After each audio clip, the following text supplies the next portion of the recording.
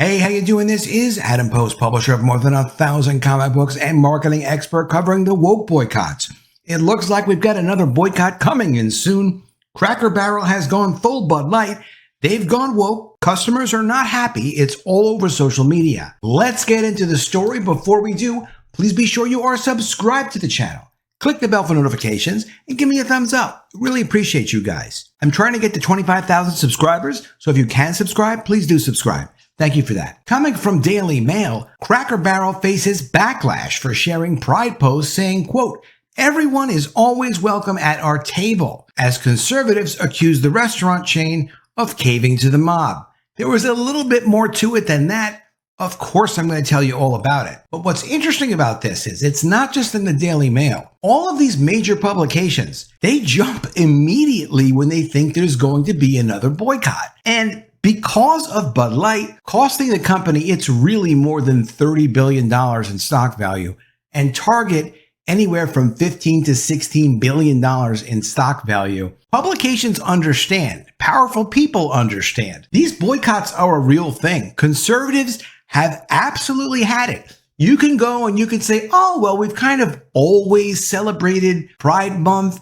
We've always been an inclusive company. That might be true.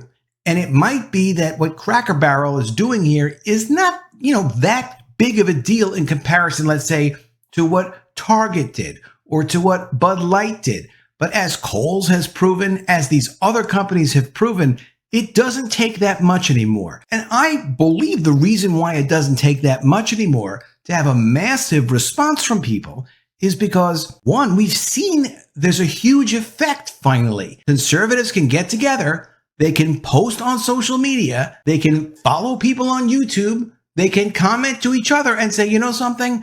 No, I don't have to go to Cracker Barrel.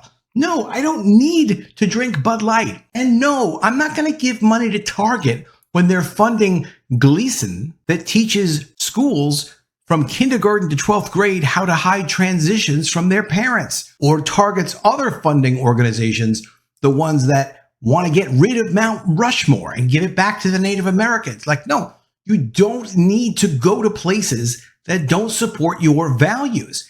And this hasn't been something that's been a major thing, but it's now really developed into a very big thing for the reasons that, yeah, you can have an effect on these companies. You can cause them to cool it with some of this stuff like Target has been forced to do, but also you can just stick with companies and people who have your values. You have a lot of options. So this is from NBC. Cracker Barrel's support of Pride Month draws conservative backlash online.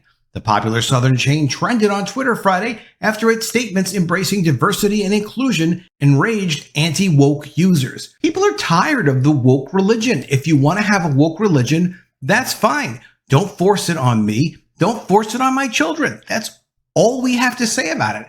The woke people don't like it, but that's kind of the way it is. From Forbes, Cracker Barrel has fallen. Folksy Southern food chain becomes latest unlikely target of anti-LGBT crusade. And it's not anti-anything. It's just pro-family values. Not interested in changing just because a bunch of people decide they want to push their woke agenda. A nice mocking article from Yahoo News. Cracker Barrel is now too woke for conservatives and we have to laugh. Go ahead, mock people. See how well that works for you. How well did that work for the Bud Light people or the Target people? Doesn't work. So the articles kind of go on, but they're very concerned about the effectiveness of these boycotts. And that's why it's important. I'm not telling people to go out and boycott, but I am telling people that they do have much more power than they realize. Go ahead and support what you want to support and don't support who you don't want to support.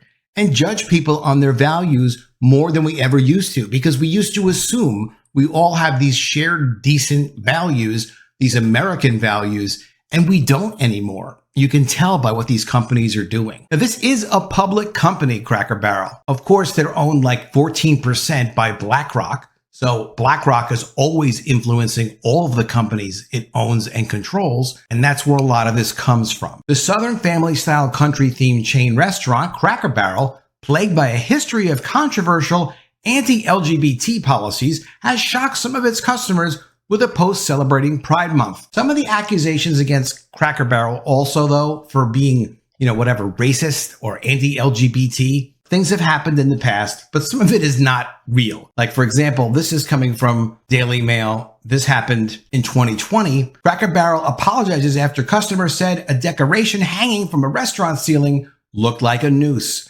No, they weren't hanging nooses in Cracker Barrel. They just weren't. If it looks like a noose, it's just rope. They're not going to hang anybody in Cracker Barrel. The Tennessee-based company with 700 restaurants across the country wrote on its Facebook account Thursday that the chain is excited to celebrate Pride Month with their employees and guests, adding that everyone is always welcome at their table. Happy Pride. In the past, the company took a very different stance on LGBT issues. In the 1990s, it was notorious for adopting a policy that forbid anyone who identified as homosexual from working there after firing 9 gay employees in 1991. While as recently as 2013, the company caved to pressure from conservatives when it initially stopped selling Duck Dynasty merchandise from its restaurants after one of the show's stars, Phil Robertson, made homophobic remarks in a GQ interview, only to reverse the policy shortly afterwards, telling customers, "We listened in an open letter." Since 2018, the company has been putting out social media messages that celebrate Pride Month. The Pride post has been circulating social media, causing outrage among conservatives,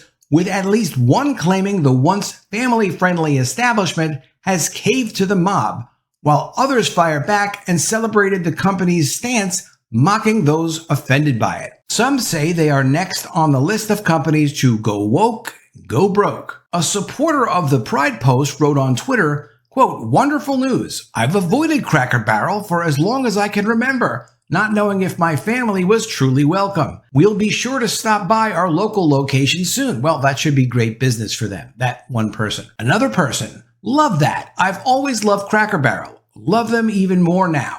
It's a small gesture, but you know what? It's those small gestures of kindness that matter the most. Responding to only positive posts by users, Cracker Barrel has thanked people for their support," another said. The Texas Family Project, an organization building a political cavalry of pro-family forces, tweeted, "We take no pleasure in reporting that Cracker Barrel has fallen. A once family-friendly establishment has caved to the mob." Many were calling for Cracker Barrel to be added to the list of brands to boycott for promoting inclusivity. Quote, "It is with deep sadness that I am posting this because I have always loved Cracker Barrel. However, I love my country and my God more. Go woke, go broke." Conservatives echoed this sentiment online. Cracker Barrel has no idea who their customer base is. They've gone crackers, that's for sure. What is the government up to that's making all these companies give the middle finger to their customers? Cracker Barrel, this bud's for you. Go woke, go broke. And of course, some of it is coming from the government and government collaboration with financiers like BlackRock and Vanguard and State Street. They manage pension fund money to the extent where it's up to $40 trillion. They have a lot of influence. They own the largest share, not a controlling interest, but the largest individual share of 90% of the Standard & Poor's top 500 companies. They have a lot of influence, and they do push this agenda. Others were pleasantly surprised, quite shocked that Cracker Barrel, which is based out of Lebanon, Tennessee, just shared this. Conservatives also received a solid share of mockery on Twitter from users making light of their strong reaction. But of course, as they love to say, this isn't Cracker Barrel's first year celebrating Pride.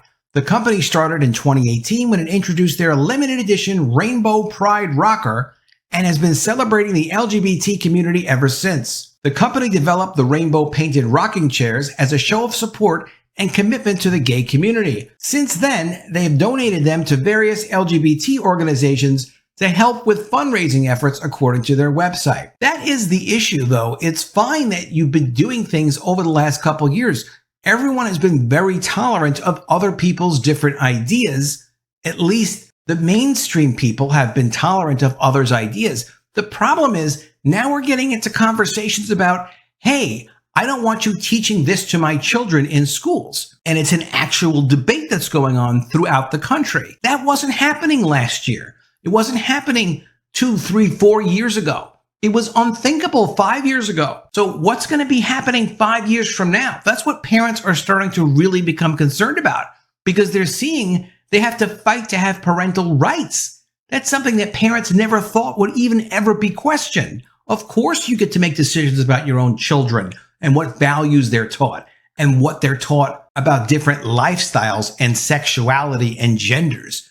That was something that was always within the realm of parents. Now there's a big push and pull over taking that away from individual parents. It's more extreme in some states than other states, but it should not even be a question, of course. Cracker Barrel CEO Sandra Cochran, president and chief executive officer of the company since September 2011, and leader of the chain's racial and LGBT inclusivity, has been an integral part of the cultural shift at the company. On its website's diversity and inclusion page, Cracker Barrel takes pride in the steps they have taken to show support for minority groups. Cracker Barrel has zero tolerance for discrimination and harassment, it writes. This was made clear when it quickly condemned and turned away an anti-LGBT pastor who announced plans in 2019 for his church group to meet at a Knoxville area Cracker Barrel. We issued a statement disagreeing strongly with the pastor's statements of hate and divisiveness, and he was not permitted on site. The chain also brags that it was honored by the Nashville LGBT Chamber of Commerce